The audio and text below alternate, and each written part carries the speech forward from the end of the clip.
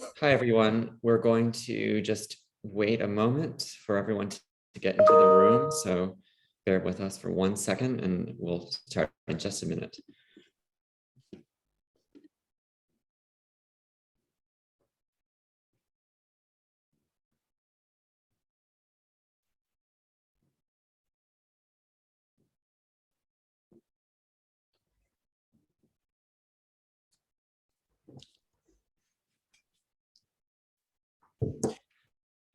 Great, welcome. My name is Brendan Embser, and I'm the managing editor of Aperture magazine in New York City. And it's really a pleasure to be here today virtually with the artist Felipe Romero Beltrán, who's joining us from Spain. And on behalf of Aperture, we send our sincere thanks to our partners at Photo London for hosting this program today. It's really great to share resources and to share a platform and to take this opportunity to learn about Felipe's work and really have a moment to explore his project. Aperture was founded in 1952 as a magazine to advance the appreciation of photography. This year, we are celebrating our 70th anniversary, not only as a magazine, but as a leading platform for publications, photo books around photography in print, online, and in person, and of course, also virtually. We're really glad that we have people joining this program today from various time zones from all over the world, and it's exciting to have this moment to connect with you all. I'm really pleased and honored to welcome Felipe Romero Beltrán, who is the winner of the 2022 Aperture Portfolio Prize.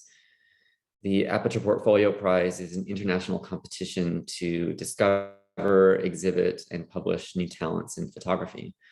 The purpose of the prize is to identify trends in contemporary photography and highlight artists whose work deserves greater recognition. When choosing the first prize winner and the runners-up, Aperture's editorial staff look for innovative bodies of work that haven't been widely seen in major publications or exhibitions.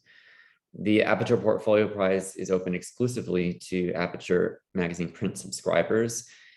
We really hope you will subscribe, consider, for those of you who are on this call today who are artists, who are interested in possibly submitting to the prize one day, we really, really hope you will consider subscribing. The Aperture's subscribers are really, really essential to our community, and you all make it possible for us to keep doing what we're doing. So you can learn more about Aperture, the Portfolio Prize, and especially subscriptions by visiting aperture.org. The Portfolio Prize is a really illustrious and exciting moment for Aperture, not only for the editors on staff and the team at Aperture, but also for the artists that we have the privilege of working with. Past winners and runners-up to the Portfolio Prize include Donovan Smallwood, Danielle Bowman, Mark McKnight, Kaman Say, Natalie Crick, and Latoya Ruby Frazier, who is the winner of a MacArthur Genius Grant, and Ramel Ross, who is one of the few photographers we've worked with at Aperture who was also nominated for an Oscar. So no pressure or anything, Felipe. From more than 1,000 entries, Felipe was selected by Aperture's editor as the winner of this year's prize, along with 4 finalists whose work is featured on aperture.org, and 20 runners-up who all participated in portfolio reviews this month with editors and members of the Aperture team. So many strong relationships over the years with artists and photographers have begun through the Portfolio Prize, not only the winners, but the runners-up. So we really value this opportunity in this moment of connecting with artists and photographers around the world. And we really think of the prize as an investment and an honor, not only for the artists, but for a moment to highlight an important body of work. As the winner this year, Felipe's portfolio from his series Dialect will be published in Aperture's summer 2022 issue, which is guest edited by Alex Soth, and that will be launched in early June. So stay tuned for that. You can join Aperture's newsletter or follow us on Instagram to learn about that launch moment. Felipe won a $3,000 prize as part of the Portfolio Prize, and he will also present a solo exhibition at Baxter St, the Camera Club of New York, which is a really fantastic exhibition space and kind of center for the photo community in downtown New York City. And that will open on July 27th. So for those of you who are in New York or who may be visiting this summer, we hope you'll have a chance to see Felipe's work. Felipe Romero Beltrán was born in Colombia. He studied photography in Argentina and Israel, and he's currently living in Madrid, where he's working on his PhD.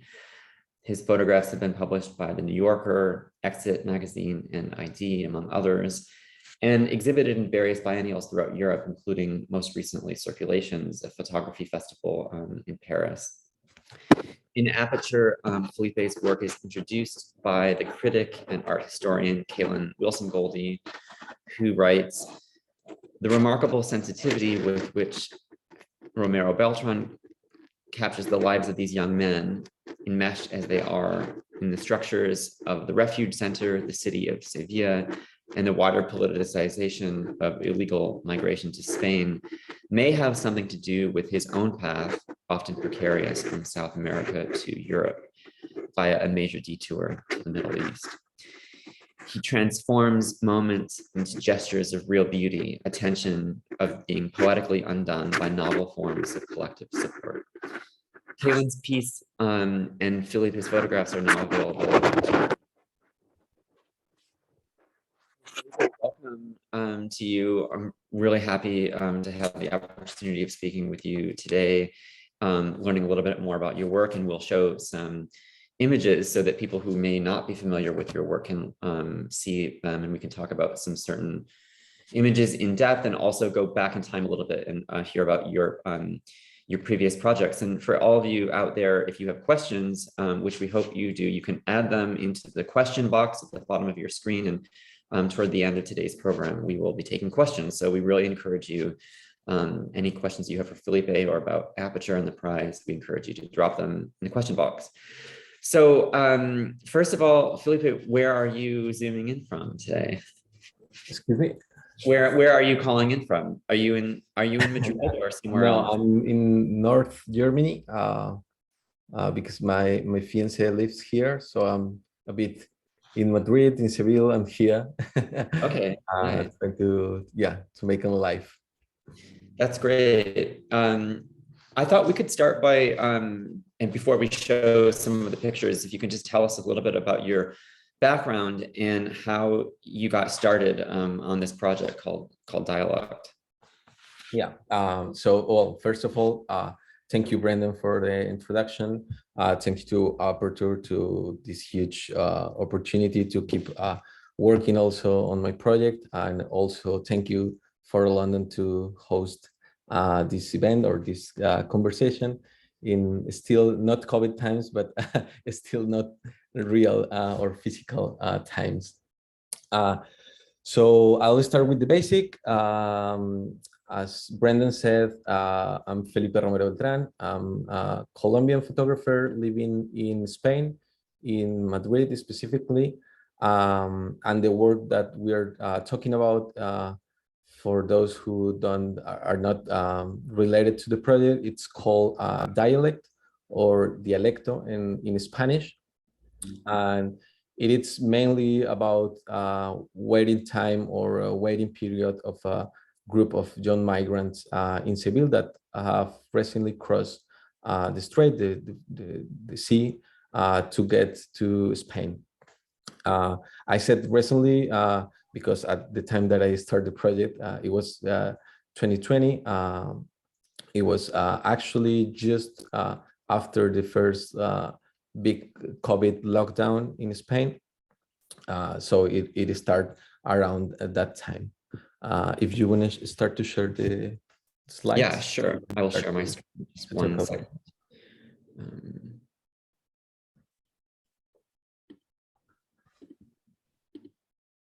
Okay. Do you see those all right? Yeah, perfect. So I was as I was saying, the project started in 2020, around June of that year. And it started basically because I was invited to a workshop in Seville to tell my own experience as a migrant. It was a workshop with different profiles, and I met those guys there.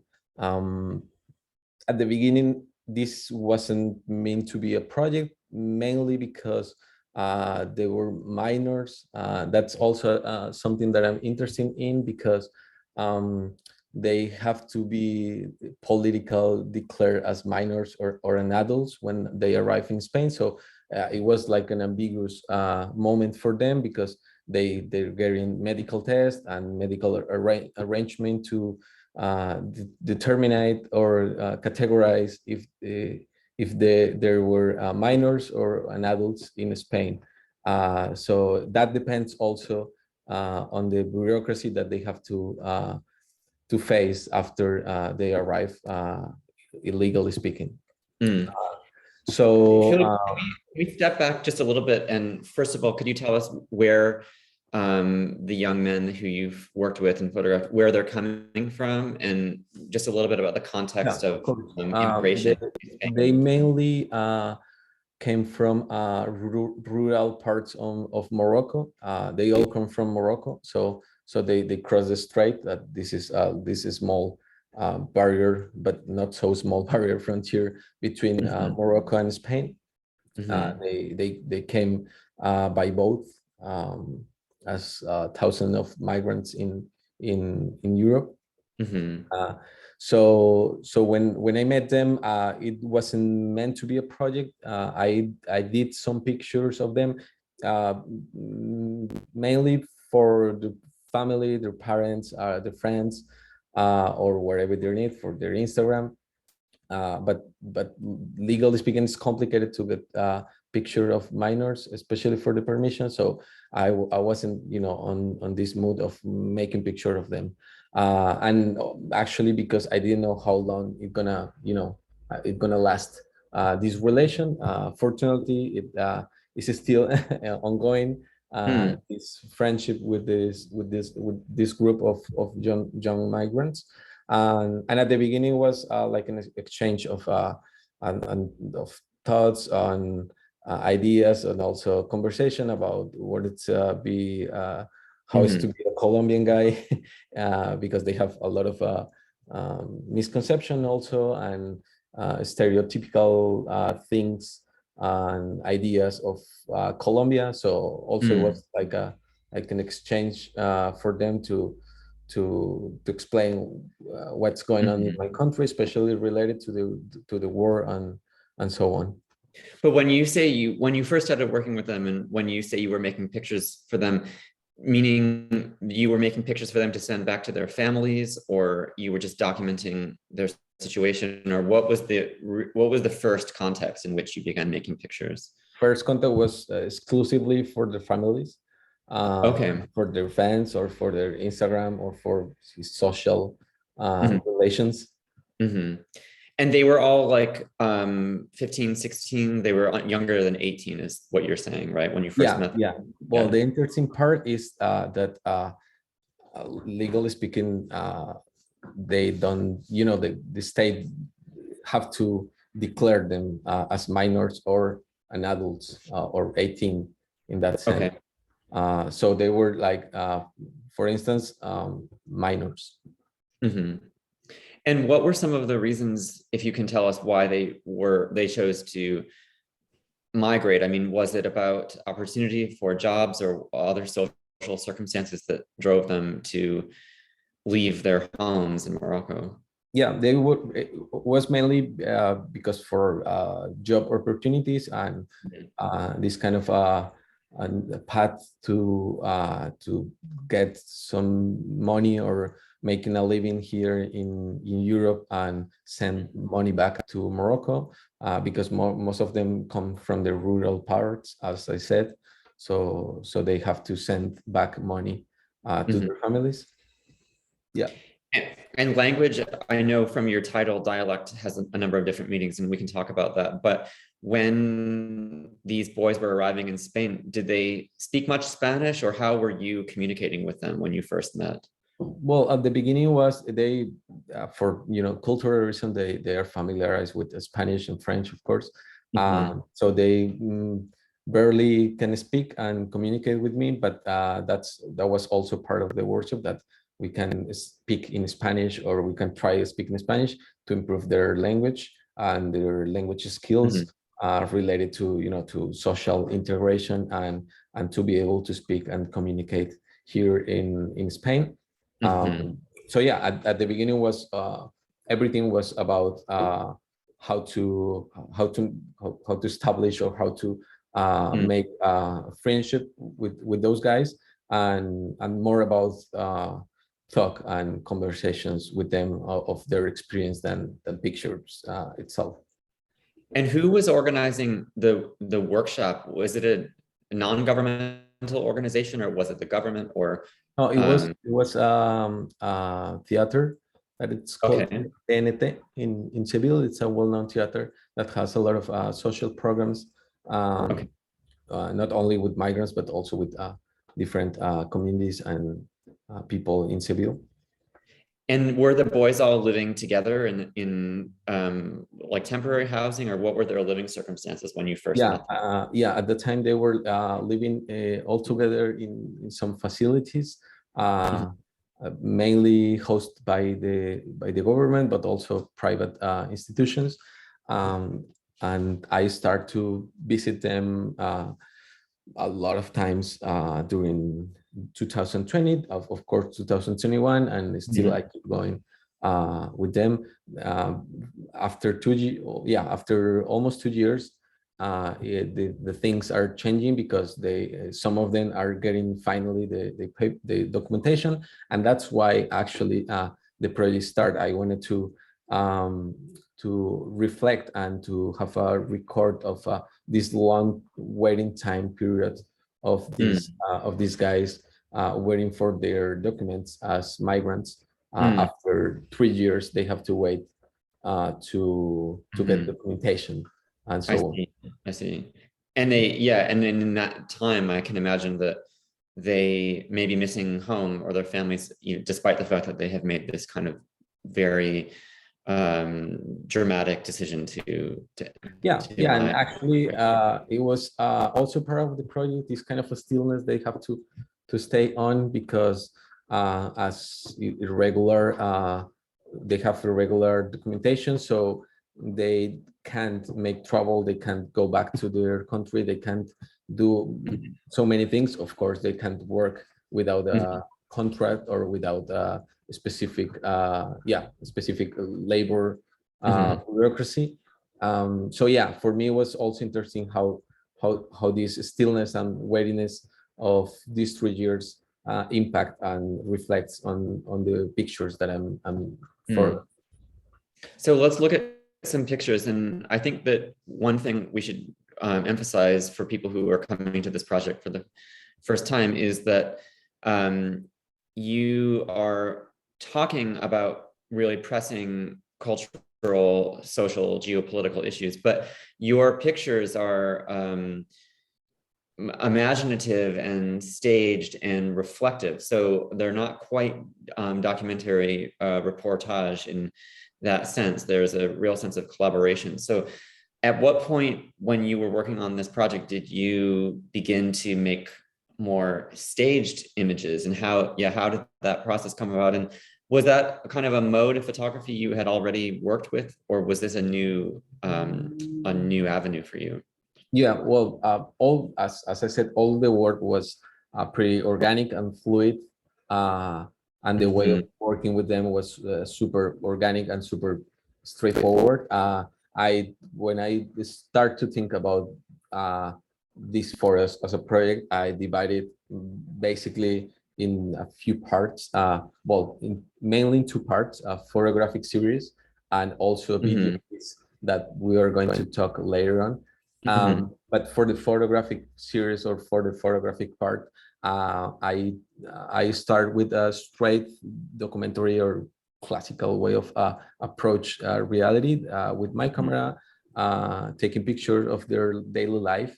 But really fast, I realized that I want also to be able to document somehow their past experience, because as I told you before, we establish a lot of long conversation between us about their experience, about my experience, of course, too, on the immigration path. So they were talking to me with this interesting and powerful experience that they had in their path to Seville. So I decided to ask them to reenact this experience, or this past experience, on their journey to Seville. I'm also trying to combine or mix this both approach. I don't make any differentiation or any statement on the reenactments specifically, because I think it can dwell, or it can be together, especially for our times. I think these binary categories on documentary, or what is documentary, what is not documentary, I think at least it's not from our time. I think it's more hybrid everything now. So I mix it together, and also with another approaches to reality, as the objects, and also the architectural pictures that I made too. Can you just tell us a little bit more about this particular episode that you were working with them to reenact? Yeah, absolutely. Well, so this is Joseph on the left.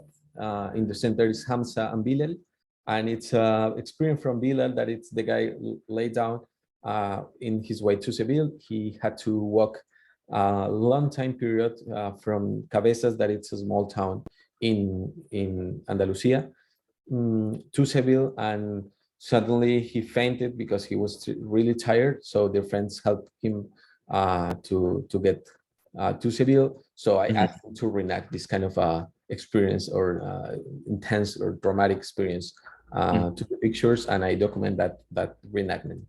I see. Is it the case that these boys became friends in the process of their migration, or did some of them know each other from Morocco previously? Now, most of them, they didn't know each other before they arrived in Spain. So they meet each other in the detention center in Algeciras, or the way up to Seville. Meanwhile, they were walking or getting to Seville. Just advance this slide. Yep. This is also a reenactment of Joseph. His escape route to Seville. He was in a detention center, also in Cabezas, and he decided to escape because he was not feeling good as his detention center, in fact. So he decided to escape to Seville to try to make a living by himself. So this is a reenactment of experience where he was trying to escape from the center.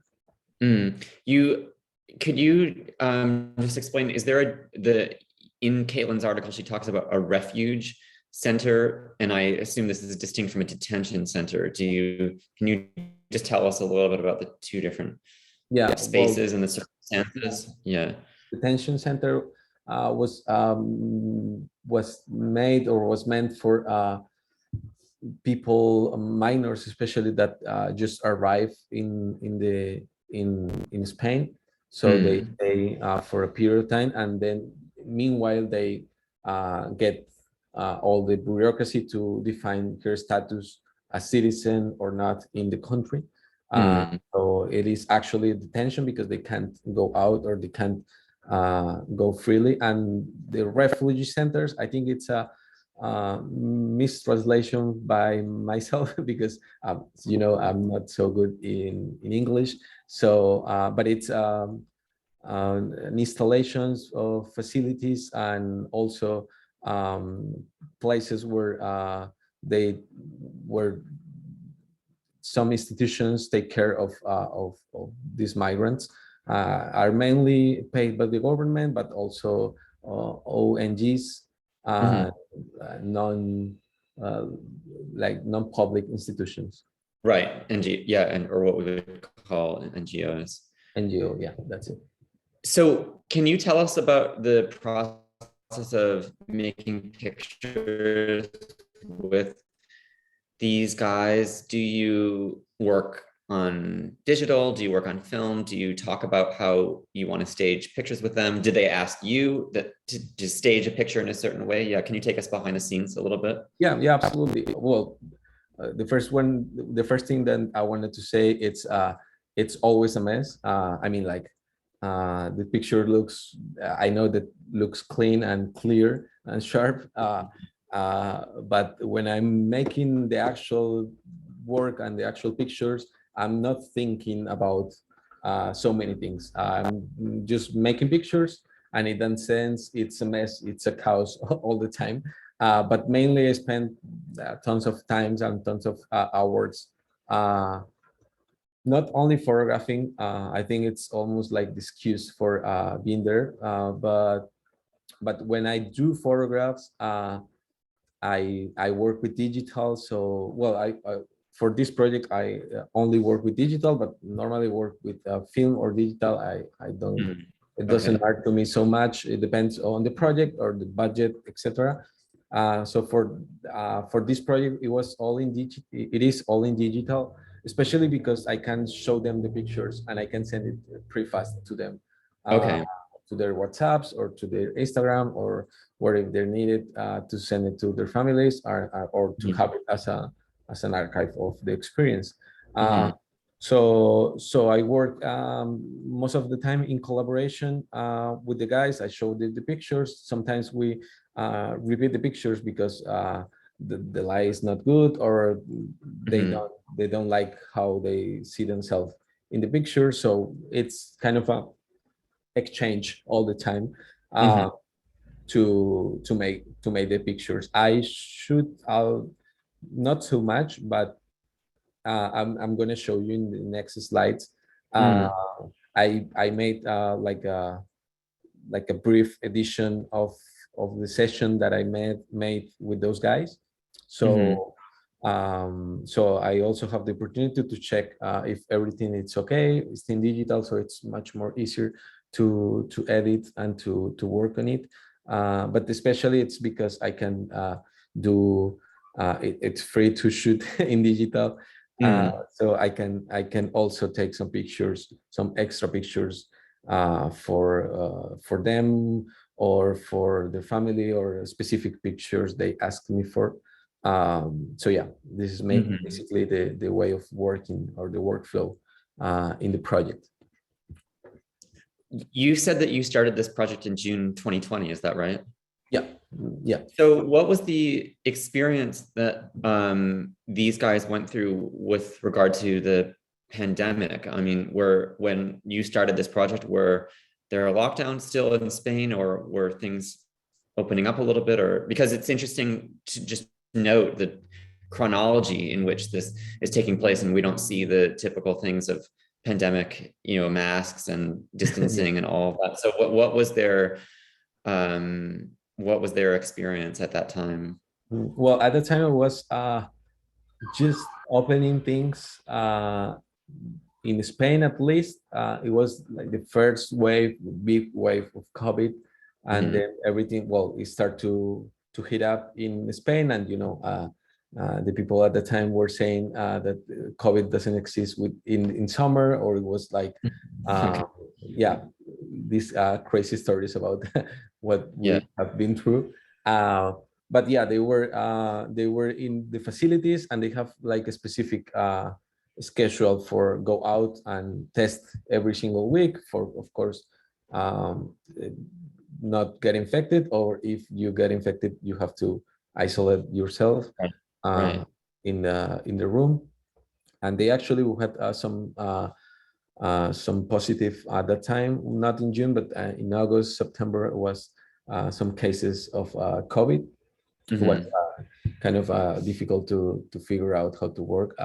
But yeah, it was it was also the reason, or one of the reasons why they stay in Seville. Some of them went to go up north, maybe to France or maybe up north to in Spain, but they got stuck in Seville due to the COVID thing. I see.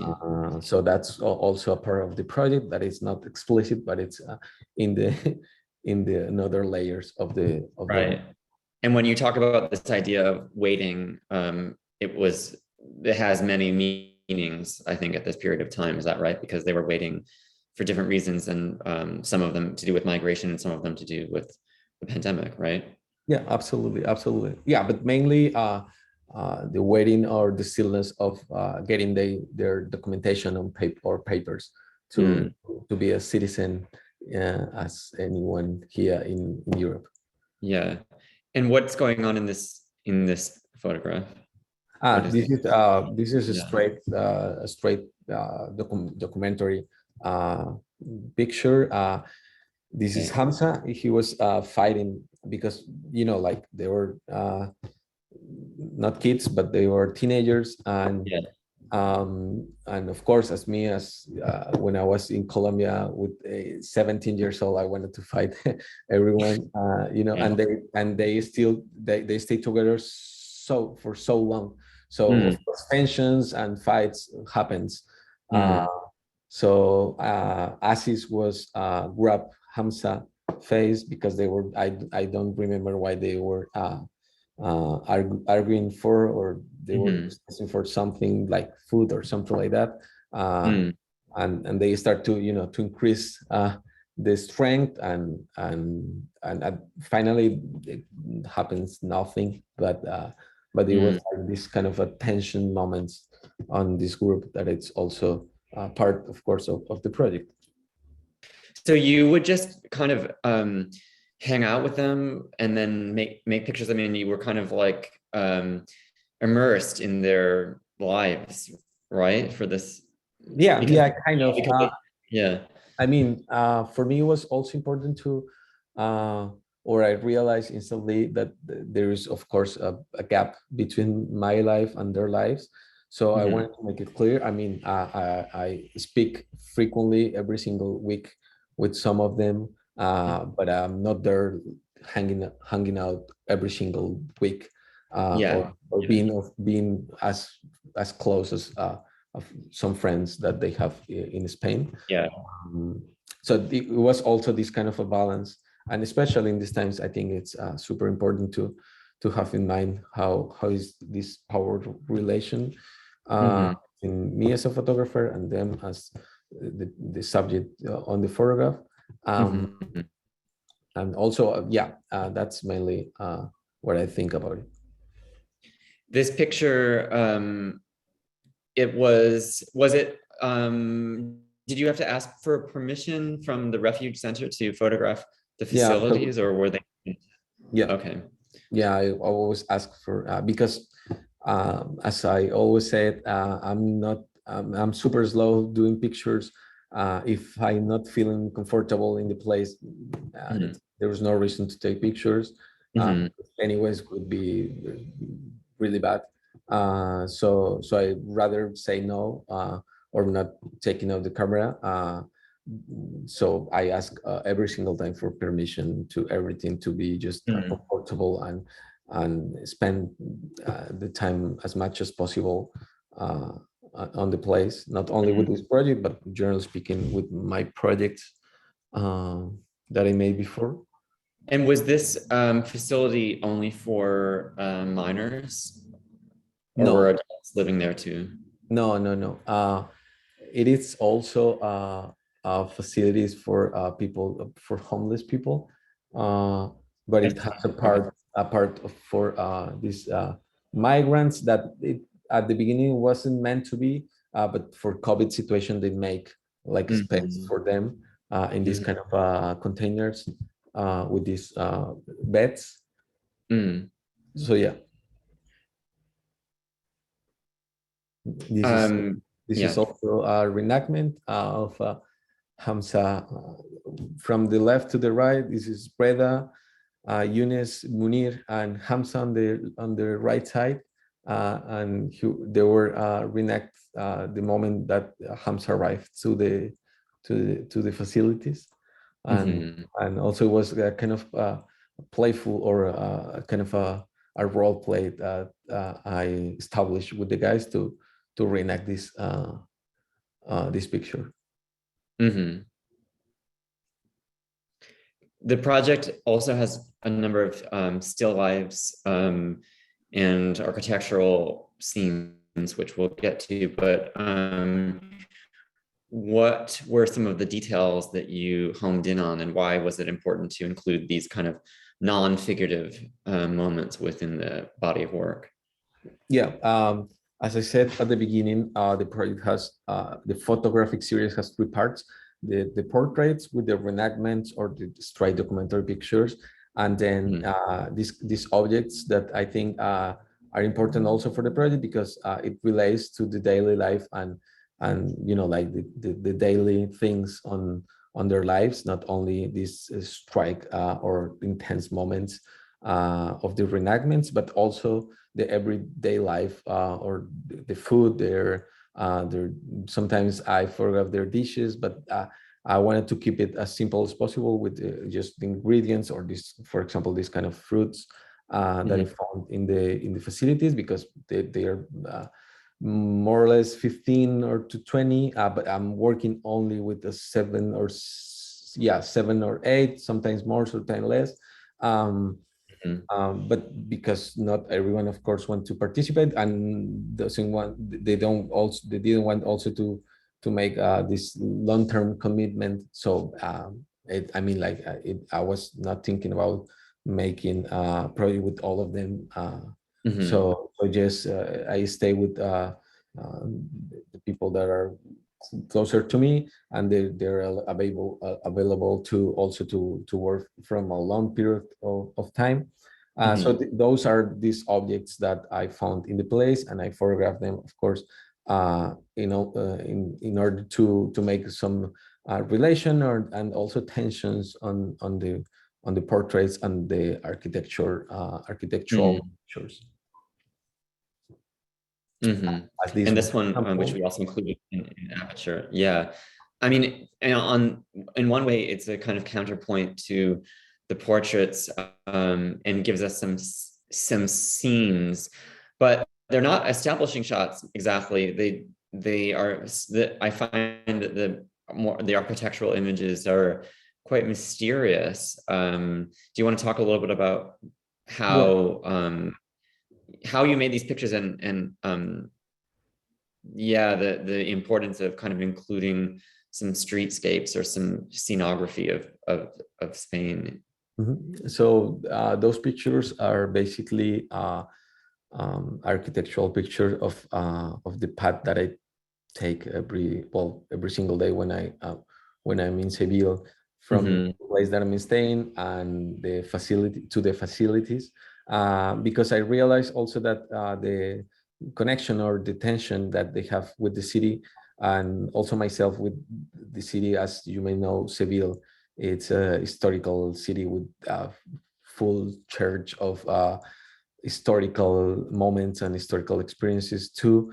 So it's like overlap every single layer.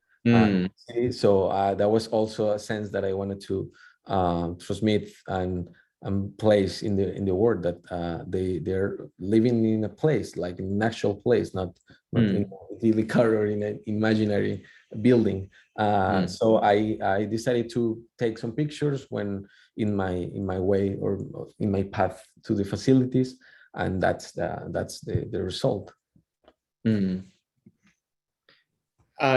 mentioned earlier that you were, when you started with the workshop and you started working with these boys, that you were making some pictures for them to send home to their family or whatever the case may be. But there are a number of pictures of guys like this one, bodybuilding and kind of showing off physique in a certain way. How did these pictures come about? I mean, did they ask you to make pictures that would show off their bodies a little bit, or maybe talk us through this Yeah. end of the series a Well, little? basically, it was for request. It was also interesting how this established somehow a balance between what they want to show me, Mm-hmm. what I want to select, to edit in the Mm-hmm. pictures. So this for example, this is Asis. Asis were really trying hard to exercise in the facilities. He loved exercise, so most of the pictures of him are in that kind of mood, because Okay. that he wants to show to me, and it's interesting for me, this kind of a balance. Sometimes they want to show me certain parcel or certain sides of their life, but at the same time I wanted to delve or to investigate more into another parts of their life. So it's a kind of a balance between both. Mm-hmm. This is another um, architectural scene. Is this also on the path that you take to get to see them? Yeah. It was also interesting for me that as you may know, the Morocco, it's mainly for cultural tradition, iconoclastic culture, because it's come from Islam. So Seville is full charge with with virgins and images, religious images. So also was try to establish a relation or a connection between this city and the guys. The empty streets are also something we're familiar with from the portraits of, well, from the images of the early phase of the pandemic. But is it a coincidence that people were not on the streets when you were making these pictures, or you actually really wanted empty scenes? Well, I never thought about it, but yeah, I think it was. I mean, like for my education and my way of working, it was like supernatural to make it without people. Okay. But probably not intentionally, as you know, as related to the COVID situation or whatever. It was something like purely instinct. This is another still life. It Yeah. almost looks like a painting. I mean, I was thinking about like the history of, you know, paintings of flowers and fruit and what have you, in, you know, going way back hundreds of years, and it seems like you've drawn on the rich colors of that, but photographically. And not only in this picture, but I don't think we have it in the presentation, but I think there's a picture you have of maybe some tomatoes that are kind of past their prime. So did you see a kind of metaphor for these you know, flora that have expired, or were you just drawn to them kind of for their visual sensibility? Yeah. No, well, again, the first time that I think about it, I'm not in my work. I'm trying not to verbalize every single thing that I'm making, because I'm making pictures. That I would write if I would to verbalize things. So no, it was purely for the visual instinct that I set, as I told you before. I set some playgrounds or some rules for each project that we are going to see later if we have time. So I just keep the rule. I just keep the I keep the rule. So I said, okay, let's photograph objects that are related to the condition. So I photograph objects, like photographs the path that I had from my place to their place. I photographed the buildings, and the same with the portraits. So it's not something that I always think about it, but of course, afterwards you can make these connections or disconnections on the projects and on the pictures itself. Sure. And a more dramatic one, but maybe a typical image. And I don't know if this is from a market or how this image. Yeah, it was on the place, and We use, well, I mean, I use also the heads for making soup. So Mm-hmm. you separate it from the body, and you use it for I use it for the soup. Mm-hmm. What is this image? This was like a edition session for one time that I start, and I wanted to show also how I edit my own work to give more context of it. I try to separate themes, and I try to organize the pictures and then make a selection of it. So it was mainly about edition that we already spoke about. Did you, when you were working on the editing, did you show the edit to your subjects, your collaborators? Specifically, I don't think so. I show them, well, I send it all the pictures, and then I show them like, look, I edit this picture, or look, this is showing in, I don't know, in circulation, or in the New Yorker, or wherever they appears in online, or in the real physical life. So, but I because also I don't have like a close edition of the project by now. I have certain images that I'm interested in, but I'm not. I don't have a close number of images to work on it. I see. And now we're looking at a few installation views. What is this exhibition that you presented the work in? I wanted to show also these kind of exhibition views because it allows me also to think about the proportion and the sizes of the photographic images, that I think it's also important to be aware of how to deal with the sizes and the sense of the space. So basically, I wanted to also to reflect on this stillness or quietness, or almost waiting time on the experience of those guys. So also the exhibition was in that same way, on the same path.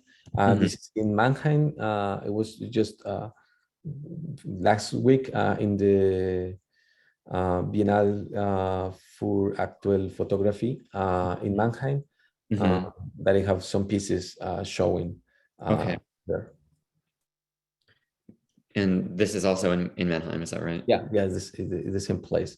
Also, you can. I'm always interested in working in a like several places, and trying to make this or reflect at least in this kind of sequence that are really quiet or still, even in a exhibition place.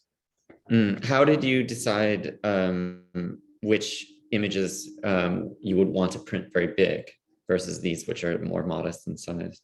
Yeah, I was at the time. I was interested in the sense of the body, and in the sense of in real life how a big head would impact in the exhibition, or body, a crop of a part of the body would have a sense. We can show the next slide if you want. Like this, how it makes a relation or a tension again between the architectural picture and the body itself. Right. So that's why I enlarge. And in that image on the right, is that a reenactment of a memory or a scene? Yeah. Also, it's Bilal with Yusuf, with some experiences that we were talking about. I think 1 year ago. Or some, yeah. And is this in Paris, or this is also in? Yeah, this is in Paris, in the circulations.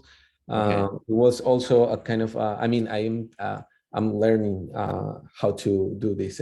so I'm also trying to figure out what I'm doing in my photographic work and what I'm doing Mhm. with because as of course you may know, every time we are always close to the digital and always on the screen and always not in physical reality. So for me, it was also an experience to exercise and an exercise actually for this project and see how it works in real life with different sizes. It's a really beautiful pairing. I'm excited to see what you do with your exhibition in New York at Baxter Street, which is a very small space, but they're very creative and they do amazing exhibitions there. And it will be interesting to see what the next sort of chapter of this exhibition story that you're making. I thought we could go back a little bit prior to your project Dialect to talk about some work that you made in other spaces and before you made Dialect. And as Kaylin noted in her piece and others, you had studied in Argentina and you also studied in Israel. So why did you choose to study in Israel and what kind of work were you making when you were a student there? For instance, I almost didn't choose. I applied for a scholarship and like a resident scholarship in the Hebrew University in Jerusalem, and surprisingly, they give me the scholarship. It was an intense time because I don't have any relation, not to the Hebrew communal culture and not to the Arab communal culture. So it was pretty intense experience for me as a person and as a photographer. So this project is called West Bank, and it also started as really organically. I have some friends in the frontier in the borderland, in a place called that it's well known that it's called Hebron.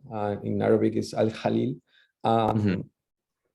So this project actually started 3 months after, 3 months before I left Israel and Palestine. I spent a year and a half, more or less, over there. But I made some documentary, straight work. Also, as I told you, it was a learning path for me and give me room to think about my practice, and I want to show this project especially because for me it's not a project itself, it's more an exercise, and also like a conceptual device that I learned a lot of it. So it started 3 months before I left Israel, and it was because when I went to Al Khalil, I realized really fast that this place or this territory on the borderland was always changing. It was pretty organic, as ambiguous as it sounds. For me, it was almost fluid. Every single month, it changed something because, as you may know, the territory is always in dispute. So sometimes the army, Israeli army, take a little bit of the city. So every single time I saw a new thing. So those are displaced political rocks. As you also may know, every Friday Palestinian people make clashes with the Israeli army, and then thrown almost as a symbolic way stones or rocks.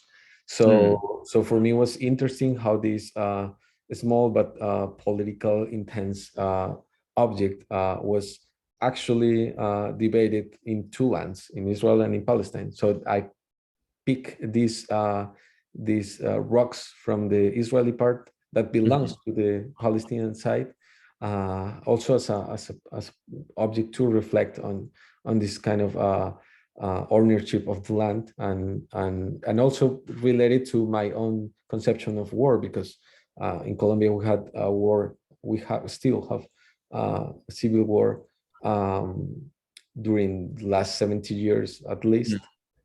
You can go further, but let's say like officially from the last 70 years. So this kind of explicit word for me was super interesting and different from that I had on my mind. So I and I collect these political displays objects in the Israeli side and taking pictures. It was also for me this exercise that I'm talking about. It is divided also in three parts as I usually work, and we will see after yeah the pictures. Those are these walls that I'm talking about. These not meant to be frontiers or not meant to be borderlines. Like improvised frontiers. Every time they took or they're taking more territory into the Palestinian villages. So the army set this kind of concrete and a statement also that saying that from here to here it's Israel and here to here it's Palestine. And also visually speaking, they block the visuality or the visual contact between each other. So it was also interesting for me to have a record of these walls, and that looks almost like an improvised. Yeah, I mean, in this particular scene, is this an actual wall that has been put up, or is this a staging area where these pieces are then being moved to? No, this is an actual wall. Right. Okay. Because that one piece that sticks out looks like it's kind of not, makes it seem unfinished or temporary, or I don't know. Yeah. Absolutely. Yeah. So and then there's a video. Yeah, exactly. Is that right? So it was the second part is those let's call it fluid walls on the Palestinian and Israeli side. And the third part, I was also interested on making an effort at least to have some documentation on what's happening in a documentary way over there, and some pictures on or frames of the clashes and the conflict itself. So I found a really interesting guy that it's called Cedar. I'm not sure if I'm pronouncing it right, but this guy, it's an activist. He lives in Palestine, and he actually sells DVDs with all these documentations. So for me, it was also interesting how a narrative or a specific way of storytelling has been made in this DVD with all this documentation of the conflict and the clashes in Al Khalil. So it is mainly still frames of this archive that I bought from that guy. I see. So this is like appropriated image then. This is not your own images. No, exactly. I see. And one of your other projects after that takes place in Spain, and Reducción, I'm sorry if I'm pronouncing it poorly, but this is a spread from a portfolio that you submitted to Exit magazine in a special issue about race, I think, and Blackness. But can you tell us about this project and what? Absolutely. Well, to keep it short, Reducción, it's a project that I started in 2018 and 2019. Well, mainly for personal reasons with my documentation and papers. I'm living in a really intense and interesting neighborhood in Madrid that it's called Lavapiés, and it is coincidentally located in the center of Madrid. So gentrifications start to the last 10 years start to come to the neighborhood, and it produces, of course, some tension because the neighborhood, it's mainly it has mainly migration population, migrant population, sorry. At that time, I started to think about the procedures and the ways of arrest an immigrant in the streets of Madrid. So it's also reduction. It's for me, it's complicated to translate in English, but it's the action to arrest someone. Okay. Yeah. But at the same time, in Spanish, it means like make it smaller, or make it make something smaller. Like a reduction. Yeah. Exactly. Yeah. Exactly. So so it has three parts also. It is also for me an exercise and a device to reflect on that. It has three main parts. The first one, it's the streets that I have been told that some harassment have been take place. From at the same time, it was kind of a speculative, because it was from people, friends and colleagues that told me that happened in that street. So I taken a picture, like documentary straight pictures, but at the same time, I'm not sure what happened there. So it's again a collection of images of those streets that are supposedly happened something in the Lavapiés neighborhood.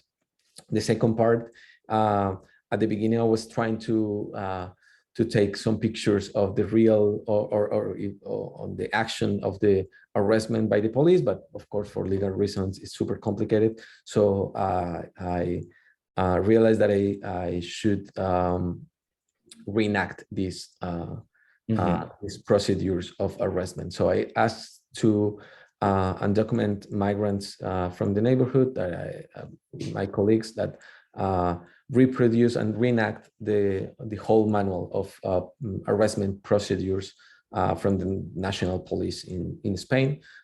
It is super technical, and actually at the beginning, when we started the photo shoot, it was ridiculous, because I don't know how to apply, of course, and they don't know how to apply these procedures. So at the end, I asked a cop police on duty to help us with the with the procedures of the manual, and how to implement it, and how actually to implement pain. How did you cast this? I mean, how did you get these guys? Who are these subjects that you're working with? Were some friends of friends of friends that I asked for. Was not like a specific cast that I want to have. Right. Okay. But coincidentally, they were come from Senegal, because there's a huge, big population from Senegal, Lavapiés. So it was like organic also. Well, we can really see the continuity and the roots of dialect in some of the impulses and strategies that you made in this project. I mean, they relate strongly, I think, and show a range of your concerns, from gesture and posing and political commentary in a sort of subtle but powerful way, and then also your look at landscapes. And then this. It was yeah, it is like my also my editing place to at that time I had a residency in the neighborhood, in a cultural place that it's called Tabacalera, and they give me a place to work on it. So I tried to figure out how to, formally speaking, how to develop the project, and it was like a small edition or references also of the manual and of the text of the manual, that it's also part of the project, but it's not like explicit, of course, but it was part of the process. I love seeing these images, and I love the way you edit. Is it often that you put lots of images on the wall and just kind of sit with them for a while, or are you very decisive? I mean, once you put them up, you know exactly.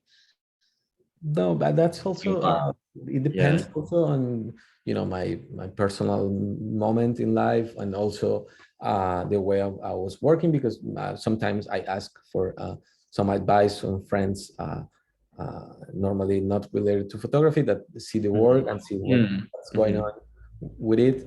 So it's also like a way to show my questions on the subject. I see. So just to go back to dialect, and then I think after this we'll open up for questions. Your work, Dialect, also includes some video work, some video pieces, and I think we'll be showing them in New York. Is that right? The second part of the project, it's a video recording that where I ask Bilal, Youssef, and Habib to read the first 4 pages of the immigration Spanish law, and it takes 20 minutes. We're not seeing it here, but we bring an excerpt of that to have a sense of this piece, and also this struggle between the language and the body. So, okay, we'll play this excerpt now, just a sec.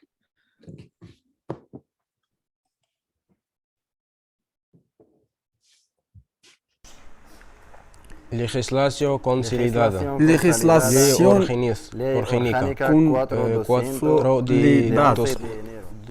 Ley organiza 4 de 11 de enero sobre derechos y libertades de los extranjeros. En España hizo integración social.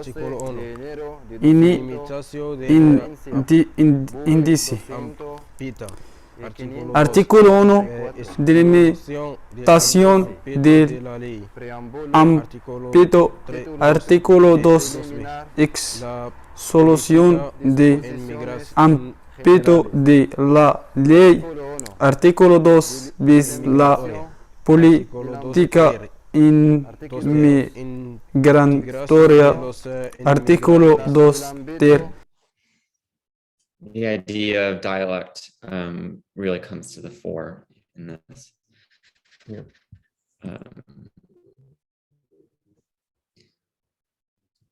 So it was a bit too great. So I think we're a little bit over time. We'll go right to the questions. I didn't realize we had gone so late, and then we'll close up. So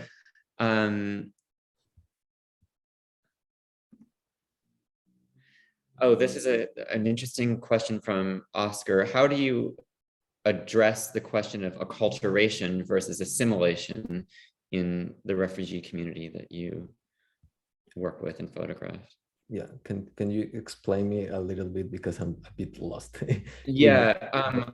I think that my interpretation of this question is like how the boys who are coming to Spain, how are they adapting and becoming part of Spanish culture? I mean, how are they integrating into Spanish society, I guess? Yeah, well, they are doing great. I mean, they instantly start to learn the language. They, I mean, like, I'm not sure what a specific thing Oscar, yes, it's Oscar, meant to on the question, but as far as my concerns, it is a process, as of course as my process myself too. So it's I can't say so much about it. I see. Yeah, they are doing great. And I just had one quick question for you, and then I think we'll wrap up, which is that when Aaron Orby wrote about your work for the New Yorker last year, he mentioned that your focus on boys who have lean torsos and who might be, to some audiences seen as very beautiful or objectified.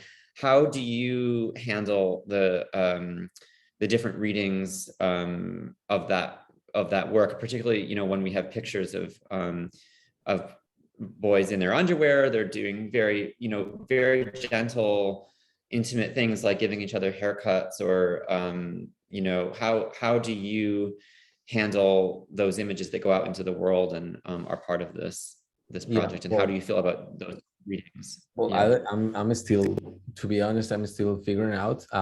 I've been thinking about this for a long time also, but at the same time, I think, of course, every project has its wounds and its problematics itself in the project. But at the same time, I didn't want to impose or apply these conceptual devices from the Western world into the project. I think it was super organic and it was super fluid, the way that the pictures has taken place. So it was part of the project, and it is not the main reason, you know, it is not the main subject to photograph boys without shirt or shirtless, because in Cebu it's super hot during most of the year, so it was super organic. And as I told you, I always try not to verbalize.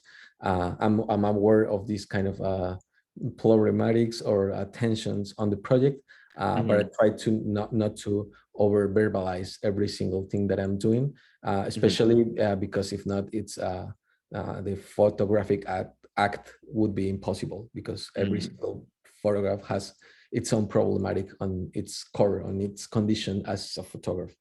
Yeah, well, you articulate that beautifully, and I want to thank you so much for sharing your work, and congratulations again on the prize. We're really proud and excited, and can't wait to see your exhibition in New York.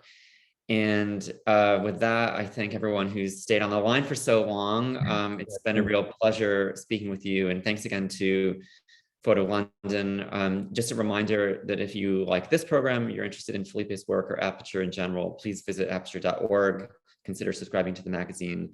And we look forward to seeing you, Felipe, in New York in just a few months. Yeah, we hope so. So thank you very much for your time, Brendan, for your time, guys, that I'm not seeing it. And thank you for this space to talk and to reflect on pictures, that it's I think it's important. Thank you. So we'll see you soon. Bye-bye. Bye.